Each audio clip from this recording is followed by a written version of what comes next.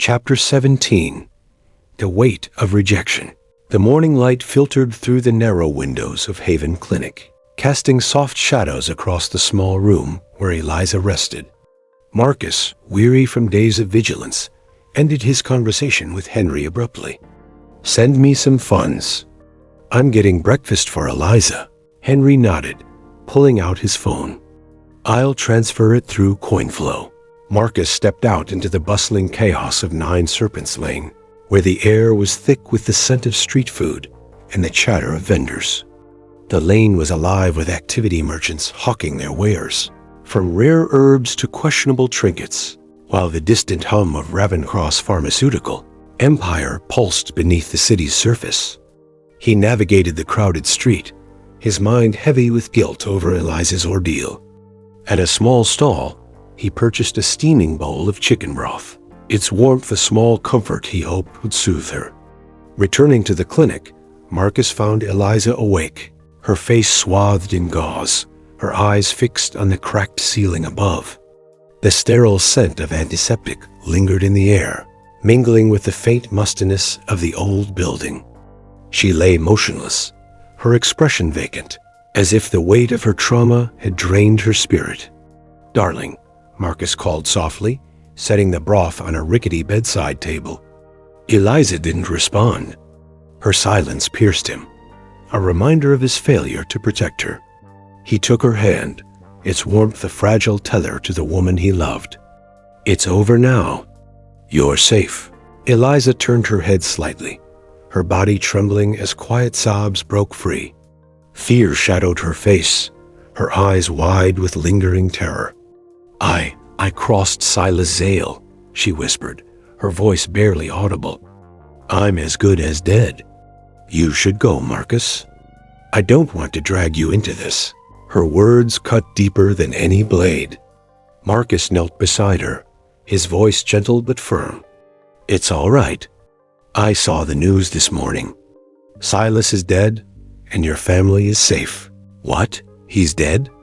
Eliza's voice cracked, disbelief etched across her bandaged face. Silas Zale, a general of the western border, a man whose name carried the weight of authority and fear. How could he be gone? Marcus nodded, his expression steady despite the storm within. "The reports said a man in a black ghost mask killed him. The authorities are hunting the killer." Eliza's breath hitched. A man in a black ghost mask. The memory flickered in her mind, vague and fragmented.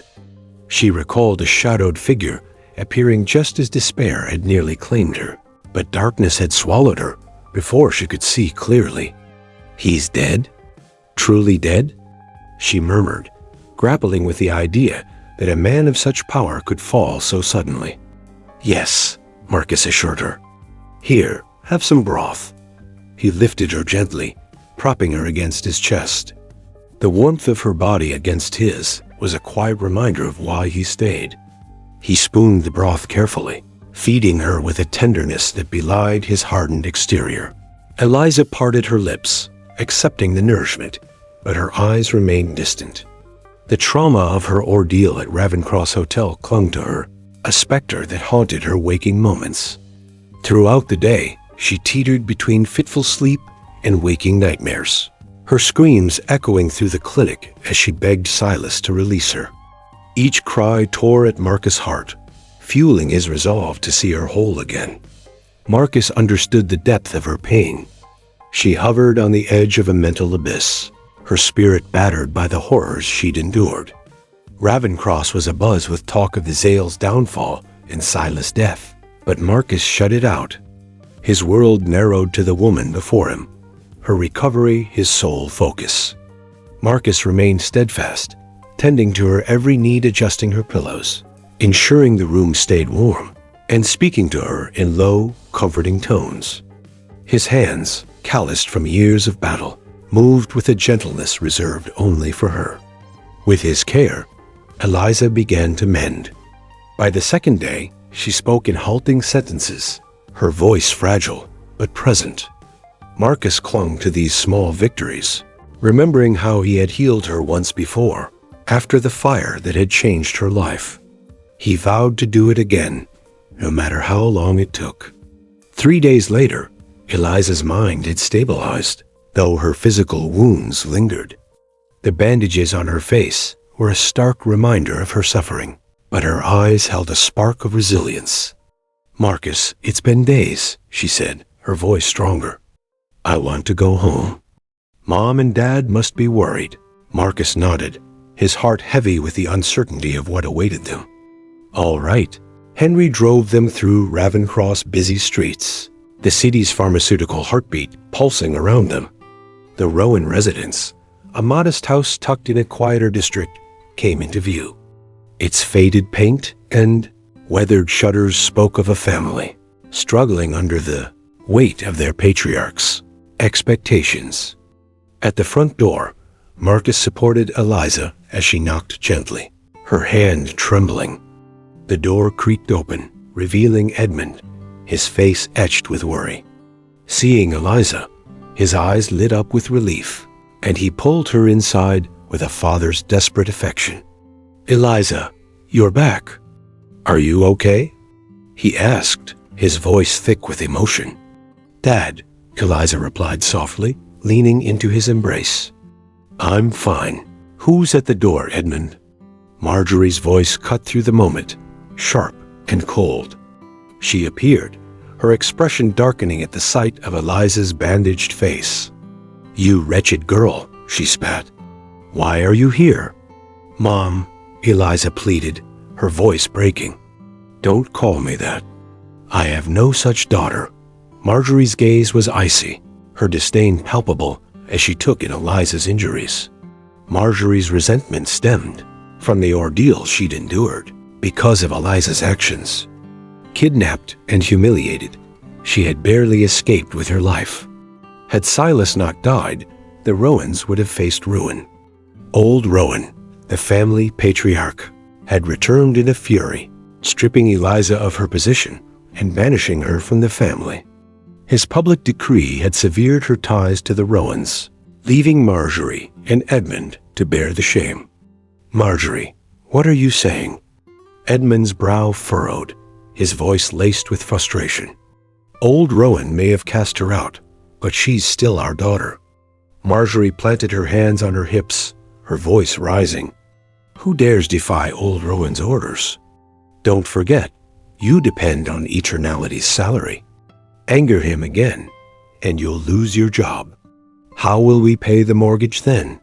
She pointed at Eliza, her finger trembling with rage. "Get out. I have no daughter like you. You're a curse, a jinx. Because of you, your father is mocked in the family. Look at Howard and John. Their children hold shares in Eternality, living off dividends without a care." Her words grew more venomous, each one a dagger to Eliza's heart. Marjorie slammed the door, the sound echoing like a final judgment. Eliza sank to her knees, tears streaming down her face. She clutched at Marjorie's pant leg, desperate for forgiveness. "Mom, please." Marjorie kicked her away. "Get lost." The door slammed shut again, sealing Eliza's rejection. Marcus helped her stand, his hands gentle as he wiped her tears. Her pain mirrored his own guilt, a weight he carried for failing to shield her. "Darling, let's go to Sanctum Hall," he said, his voice steady despite his turmoil. "My friend won't be back for a while. We can stay there until your parents calm down." Eliza, lost in her grief, barely registered his words. The rejection consumed her, each harsh syllable from her mother, a confirmation of her worthlessness. She felt like a failure, a burden who had cost her parents their standing in the Rowan family. Burying her face in Marcus' chest, she sobbed uncontrollably. "I'm worthless. I'm a disgrace. I hate myself. Why did I run into that fire 10 years ago? I regret it so much." Her anguish stemmed from that fateful day a decade ago, when she had braved the flames to save Marcus. That choice had altered her life, leaving her scarred and now ostracized. Without it, she might have lived free of this pain. Marcus' heart twisted at her words, his guilt surging like a tidal wave. He held her tightly, her sobs shaking them both. "I'm sorry," he whispered, his voice thick with emotion. "I'm so sorry." He blamed himself for her suffering, for the fire that had changed everything. As she clung to him, he resolved to protect her, to heal her wounds, both visible and invisible, and to restore the life she deserved, no matter the cost.